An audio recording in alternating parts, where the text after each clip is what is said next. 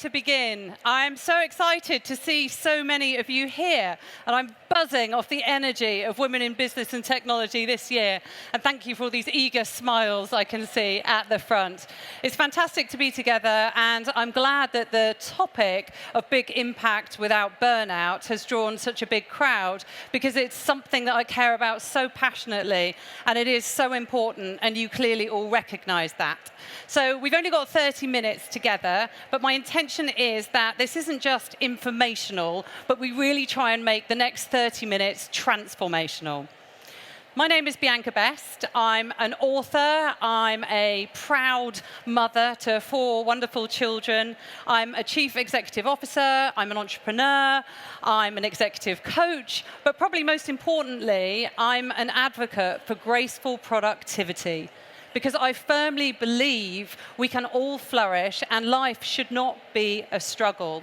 So over the next 30 minutes, I hope that I can empower you with some tips and tricks around core decisions that you can make to ensure that you empower yourselves and don't cascade dangerously down into burnout. So how serious is burnout? Well, clearly, by the crowd, everybody recognizes that it really is a threat, and it's being taken seriously by the World Health Organization, for instance, who categorized burnout as a global epidemic in 2019. It's costing the global economy around $1 trillion a year. But if you look around the room, 1 in 4 of us is going to be signed off on long-term stress leave in the next 12 months. Sadly, cases of burnout are doubling year on year. And in fact, Glassdoor, the economic team at Glassdoor, have recently identified that 88% of British workers acknowledge that they will at some point trip into burnout. And that's a horrible, harrowing reality. And how does that actually manifest in us? What does it feel like? Well, it tends to start with this sense of overwhelm, where myriad demands are hitting us simultaneously. And I'm sure those of us who are high achievers think, it's okay. Bring it on, bring it on. I can deliver this, I can deliver this. But actually the assault of the numerous demands hits so hard and fast that we start to actually feel a little bit overwhelmed, to the point where we can't make decisions anymore, we can't prioritize effectively, and life starts to feel a little bit too overwhelming. We get this mental fog, and then gradually it starts to really invade us physically, and we start to feel very depleted in energy, we start to really decline, and the way this manifests most significantly is that we can actually shift from the cortisol adrenaline state into severe immune collapse, and that's the point where we just literally go home, go to bed, put the duvet over our heads, and we're no good to anybody. And it feels horrible, and it's not a place that any of us want to be. So I'm going to very quickly tell you my story and about why I care so much about ensuring that you can have your biggest, brightest, most glorious impact without burnout. I've always described my CV as a chronology of passions explored. I've just followed my interests. I wanted to get into writing. I loved the editorial world. I got into magazines early on. Then that expanded. I went into the creativity of advertising. And then in my early 20s, I fell into entrepreneurialism. And I'll tell a little story here, because I wasn't expecting or planning to do this, but I had the seeds of an idea when I created a gift for my then husband. It was our 10-year anniversary. I wrote him a poem called A Decade to Remember, stuck some photos around it, put it in a frame. That was hanging in our hall, and everyone that came round said, "Oh, where did you buy that?" And I just thought, well, could that actually become a marketable commodity? And yes, indeed, it could. And I just followed my vision, my dream, to really start to transform the personalized gift industry. And this is back in 2004, where if you were lucky, you go into Clinton's and find a mug carousel with your mum's name on it. But there was nothing truly personal. And I wanted to change that. And I really believed I could. And I did. And fast forward year after year, and I went from manufacturing gifts in my house. We had a production area in the garage. We had a large format printer in my son's bedroom. And it was just chaos. Customer service was in the playroom. But I just leaned into the the vision that I had, and just the business grew and grew. And eventually I had an omni-channel business, I had retail outlets, I had a direct-to-consumer website, a big manufacturing business, and fantastic moments where I was on This Morning showcasing a range of personalized gifts. And I just had really learned so much about myself. And the main thing that I learned is that with the right energy, focus, and attention, you can create anything you so desire, as long as you have that unwavering belief in your vision and yourself. I never accepted no. And sometimes I'd knock on doors of production, industrial estates, production companies, and I'd say, please work with me. And they'd look at me with my double buggy and just laugh me out the door. But I was persistent, and I did grow a successful business, which I ran for a decade. I sold that business when I found out I was pregnant for a third time, and the universe had sent me twins. So suddenly I had 4 children under 7 and a business. And I just decided, for whatever reason, fate was blessing me with this moment to focus in on family. And so I did. Eventually sold that business, fell into digital marketing, and entered the corporate realm. Very new, lots to learn. It was fun. I'm still here. And then I started my writing again and running my big impact without burnout business. So throughout that career trajectory, obviously knowledge was also expanding. Beyond a degree and various qualifications, I learned about entrepreneurship. I learned how to lean into life and make the most of myself and opportunities, and how to find the opportunities. In the corporate environment, I learned about leadership. I learned about politics, still learning a lot about that, but I learned how to manage myself. I then dived into writing and really trying to perfect the craft of writing. And even now, I'm certifying to get the highest level of coaching accreditation. So knowledge expanded, the career expanded, and life expanded. And I'm sure so many of you can relate to this expansion. I started to make money from property and just leaned into property renovation. I learned how to be a parent. I'm still learning. Those little small people don't come with a manual. And so it's all a learning curve. I've more recently learned how to divorce amicably after 26 years. Again, there's no manual, but I've had to learn. I learned how to have 2 dogs. That didn't work. They fought. I now only have 1. The point that I'm making here is that life expanded and expanded. And I'm sure you will look at this and go, oh, my life's like that. My life has got fuller and richer and more varied the older I've become. But actually, this linear trajectory is not necessarily always a happy one. Because actually, in my personal story, and perhaps you're similar, once the businesses grew, the kids grew, the impact that I was trying to make out into the world grew, I actually got sicker and sicker and sicker. And the burnout strikes started to happen in my late 20s. And you can see the pattern here of where suddenly I would be literally hospitalized with immune collapse. And these burnout episodes always coincided with me pushing my limits in some aspect of my life, whether it was time misspent or energy misspent or my integrity being compromised in some way. And as these burnouts would strike me, suddenly I'm rendered useless to everyone. So all my dreams, my plans, my visions, actually I couldn't fulfill any of it because I was in bed, asleep, desperately asking for help from other people. And this is why I started to research burnout, what I was doing wrong, and how I could correct myself and start experimenting with myself and then experimenting with others, and started building out core principles that enable each and every one of us to flourish. And that's what I'm going to talk through today. So there's only one chart in here, this chart, and this is a stress productivity curve that was created by 2 scientists back in the 70s, Yerkes and Dodson. And what this shows us is that a little bit of stress is actually a really good thing. And think of that sort of tingle of anticipation you get if you're about to go on a roller coaster ride, or you're about to go on a first date, or come on stage. You get that little tingle, a little rush of adrenaline, but that's actually really good for you because that keeps you motivated and focused and alert, and you're likely to deliver at your best. So it's good to find that peak performance.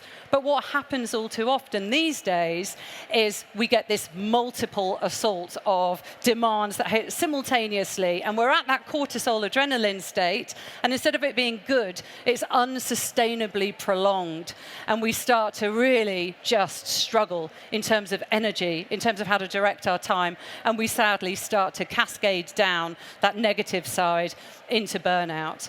And so it's up to us to understand when we're at that really nice sweet spot that sits at the top of the peak to ensure that we don't end up on the horrible side.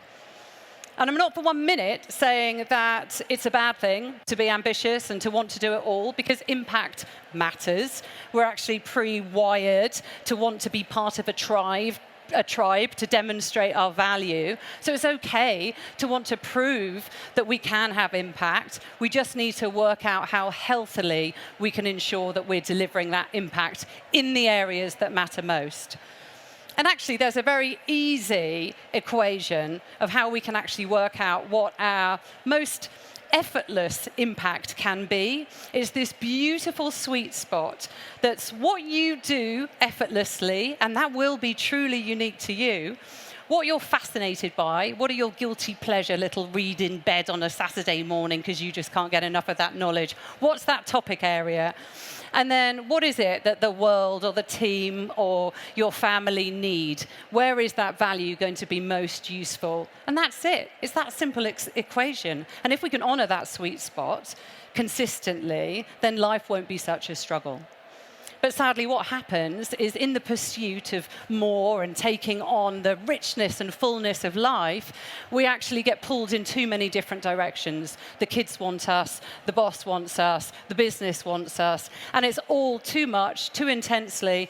And when we're hit multiply, what happens is actually we start to become reactive. And then life starts happening to us, and we go a little bit unconscious because the juggle is a struggle, and we're exhausted, and we collapse into bed at the end of the day, and life feels like it's really uncomfortably happening to us.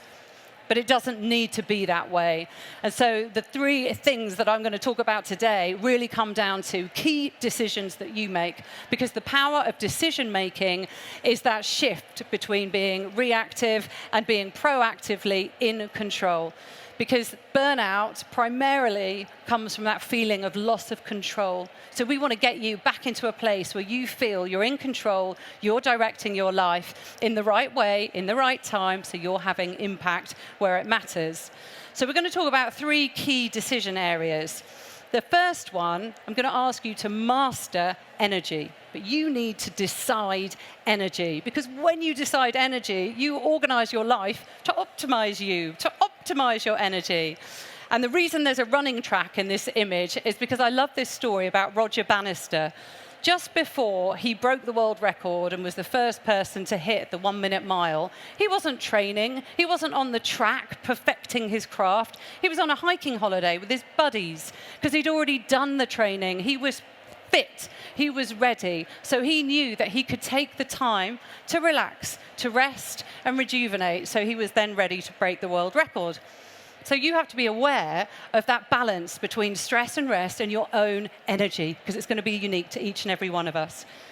Time. Most of my clients complain about not having enough time, and yet we have custody of our time, and it's up to us to master how we're spending our time. It's so important. We only have 4,000 weeks is the average lifespan. And do you want to waste any one of those weeks? So we're going to talk about how we can master time. And then finally, this is probably one of the hardest lessons that I had to learn, honoring your own integrity. Decide to honor your own integrity, and we'll work out what that means for you individually. But when you behave in congruence with your own integrity, fulfillment comes. It's so important. So with those 3 decisions that we're going to work out how we can lean into them now, that's where we reach this graceful productivity. And that's the utopian destination that I don't want to be a utopia. I want it to be your reality. So it's no surprise to know that your energy is going to impact your productivity, but the big secret is that you control how you make and how you deplete your energy. So that control is all yours, and it's up to you to become really aware of where the energy reserves are within you and how you can maximize energy. I'm going to go into what I call the productivity balance system, which are 6 core areas of energy, and then we're going to do a little exercise at the end. But the key point I want to make here is that you are all unique. Each and every one of us will have a different response to different stimulus, for instance. You might be able to have a espresso and go straight to sleep. I might have a coffee in the morning and still be shaking at 2 a.m. the next day. We're all going to react very differently. So there is no one size fits all. So don't look at your best friend and assume because she's doing something, you need to do that too. You've got to take responsibility to design your own peak productivity plan, and we're going to do that today. So within these 6 areas of the productivity balance system, let's start with some very core basics. So sleep. Sleep should be something you revere. I grew up in the 80s where it was work hard, play hard, don't sleep. But my goodness, how wrong is that? There are so many core aspects of our physiology that need sleep to repair. The muscles are synthesized and repaired while we sleep. There's a synaptic fluid that cleanses our brains while we sleep. So it really matters. So create your bedroom as a haven. I try and view going to bed as the start of the new day, and it's a really lovely way to take responsibility for how you recognize that sleep is really going to impact how you show up in the world the next day. And then diet. Again, this is incredibly personal, but the core principles of following a nutrient-dense diet, of having fresh, unprocessed foods, naturally are going to empower you to feel a sense of vitality. So how can you build more of that into your daily life and really understand your hunger? When you feel the pangs of hunger, is there a particular nutritional deficiency, or are you actually needing a bit more energy, or are you just bored? Really try and think about what hunger is. And when you stand in front of the fridge, do you really want the chocolate digestive, or do you want an apple? Ask your body. Just become intuitive and trust yourself. Fake energy is something I talk about a lot, especially now having 4 teenagers. I get very upset with the energy drinks, and I learned recently that actually in Denmark, drinks like Red Bull and Monster are only sold in pharmacies to over 18-year-olds. So there's different regulations in every country, but it really shocked me because we're in this culture of coffee and tea and energy drinks and quick fixes. Alcohol used to be one of my favorite ones, but actually when you're leaning on fake energy, you're really deregulating your body. You're shifting so far away from homeostasis that your body then has to work really, really hard and expend even more energy just bringing you back to its basic optimum state. So try and be aware of where you're leaning on fake energy. And then relaxation. I ask this question so often, how do you relax? And so many people can't answer. So ask yourself, how do you relax? And can you build in any more healthy relaxation consciously into your calendar? And then extreme productivity is something that too many high achievers are actually unaware of. They think that they are giving, and actually they're not in flow. They're a bit frantic, they're a bit frenetic. So it's something to watch out for.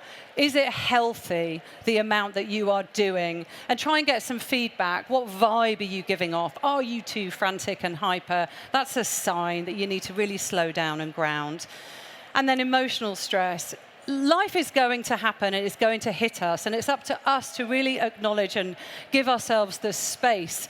When stuff is hitting us emotionally, that is draining our energy. And so we need to recognize and acknowledge that, whether it's getting support from friends, whether it's just slowing down, or just building the opportunity to laugh into a schedule more consciously. Be aware of the impact that emotional stress is having.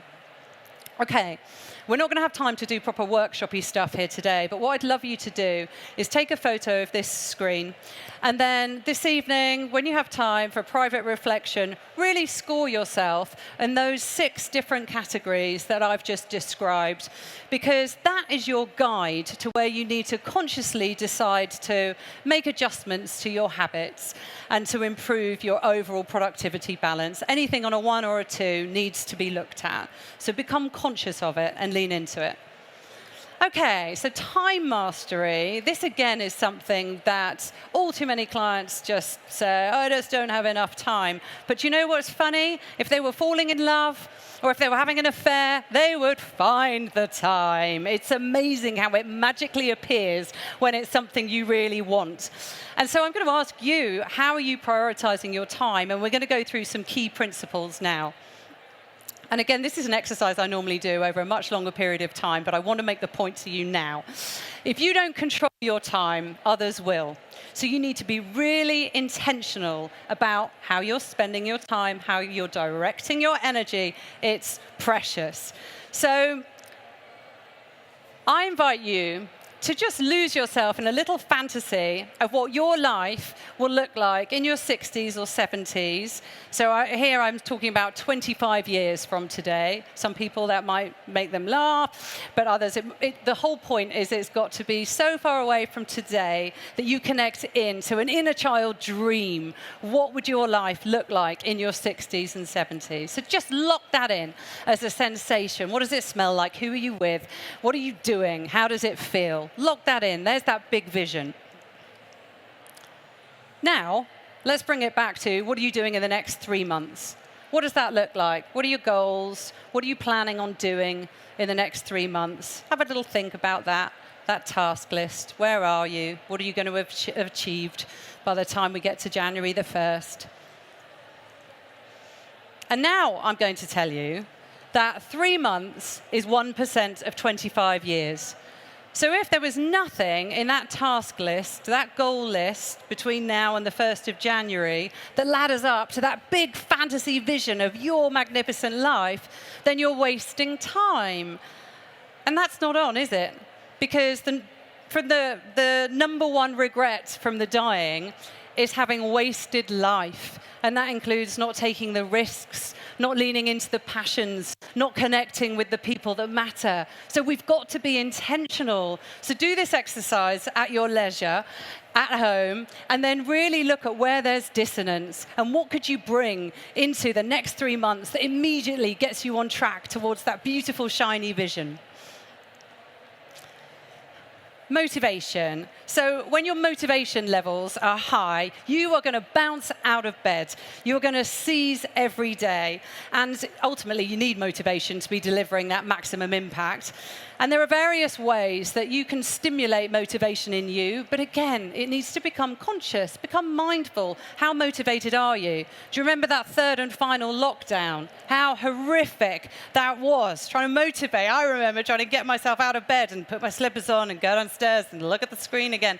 You know, that was really low motivation. And so I had to just employ all of these different tricks to get myself motivated. It can be as small as building your self-esteem, so you just feel in a good place. And that could be as small as a micro habit, like putting a slice of lemon in your water when you wake up. Just something that makes you feel, oh, I'm a good person. You get that buzz of self-esteem. Chasing joy. Think about how we were as children. You'd naturally dance in the street. What could that look like today? How can you bring more of that into your life and feel motivated to just enjoy more pleasure? And success ideologies are very important because quite often where we start to feel upset in our lives and just at the precipice of we're going down into burnout, we can realize that we're chasing someone else's success ideology. It's not even our own. So did you go to medical school because you come from a lineage of doctors, but actually it's not your dream? What is your dream? Really redefine success on your terms and honor it. And then look at the role models who inspire you. If they're inspiring you, follow them. Really, just tune in to what's great about them. Do that. Do that yourself as well. And then vitality and honoring your values, we're going to talk about a little bit more. to have time, we need to make more space for time. And actually, we don't realize quite how distracted we are these days. And it's sadly dangerous. I read a fantastic book that I recommend called Dopamine Nation. I read this recently, and in there, scientists have discovered that the prefrontal cortex, the planning zone of the brain, is actually starting to shrink, where we're becoming so reactive and dependent on notifications, which is a scary and staggering statistic. So cut the media noise. Be aware of your social media habits. When you wake up in the morning, don't look at your phone for the first hour or 90 minutes of the day. Set your vision for the day. Set your goals for the day. Don't be distracted and be reactive. Don't consume the news if it upsets you and stresses you. Eliminate the stresses and be conscious. Think about the commitments you have in your world. Do you really need to iron your sheets? Is that getting you to that beautiful vision? Do you need to bake the cakes for the cake sale? Just think about what you can bin. And then draggy people. So there's a lovely expression that you are the average of the 5 people you spend most of your time with. Are they dragging you down? Are they lifting you up? What do they do to your energy? Just be really aware of that. And your habits that you had last year might not serve you now. So constantly be conscious. And then this is one that's so important. I want you to be heartfelt, I want you to be intuitive and be present, because when you are in flow and present, life expands. So it's your responsibility to follow this guidance. But I want to get into something tangible, how you can maximize you. I talk about having a conscious calendar. If you look at your schedule, how much of it is optimized around all this stuff we've been talking about today in terms of energy? How much of it is actually necessary? You have the opportunity to plan your time in such a way where you're only in the meetings or doing the things that contribute to your higher goals. But you need to design your calendar that way. So I'm going to talk about a new science called ecological psychology. That is based on the fact that we respond to different environments better to do different tasks. And so again, I'm going to set this as an exercise for you to do later, where I want you to analyze the different types of tasks that you deliver in any one week. So category of work, it could be financial, creative, administrative. And then think about the different types of mindsets that you need for those different particular tasks. And then think about the different locations. We do operate in this hybrid world now where we've got the privilege predominantly of choosing where we work. Where could you organize yourself to deliver the certain tasks optimally? And sorry, I'm going fast because I know time is running out and I want to deliver the rest of this talk. So integrity is the next big decision I really encourage you to own.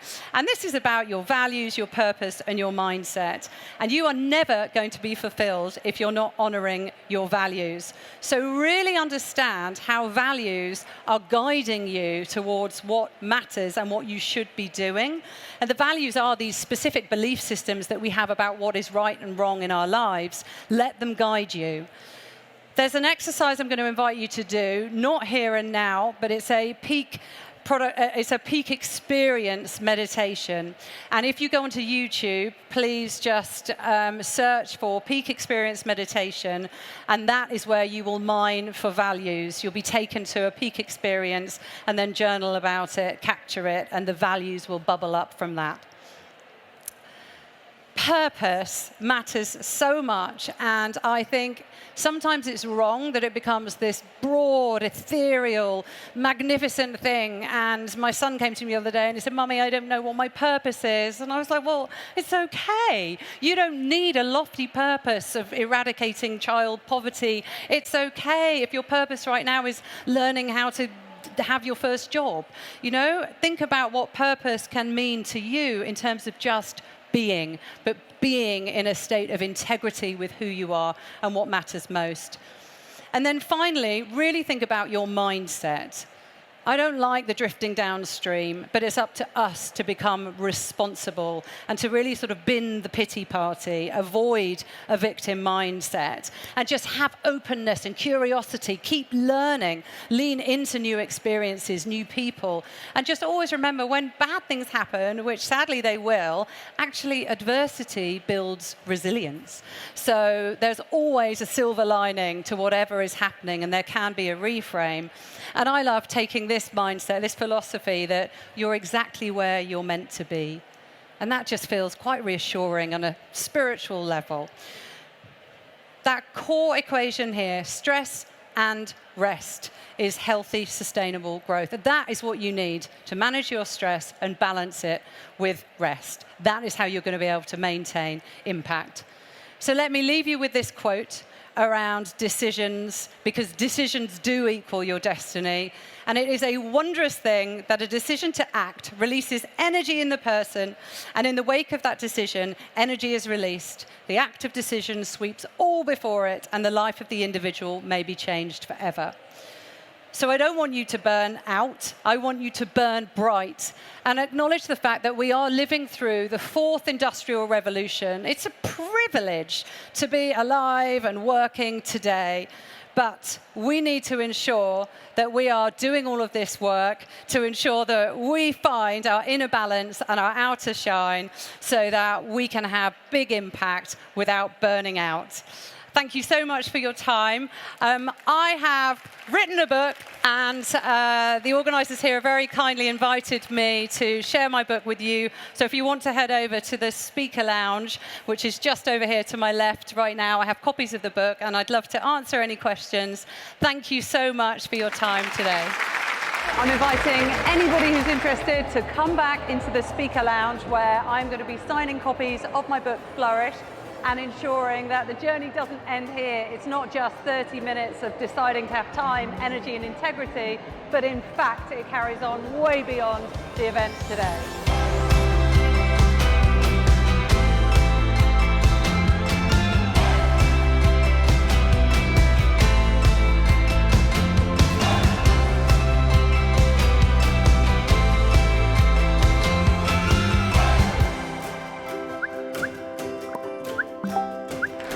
Thank you so much for your time today.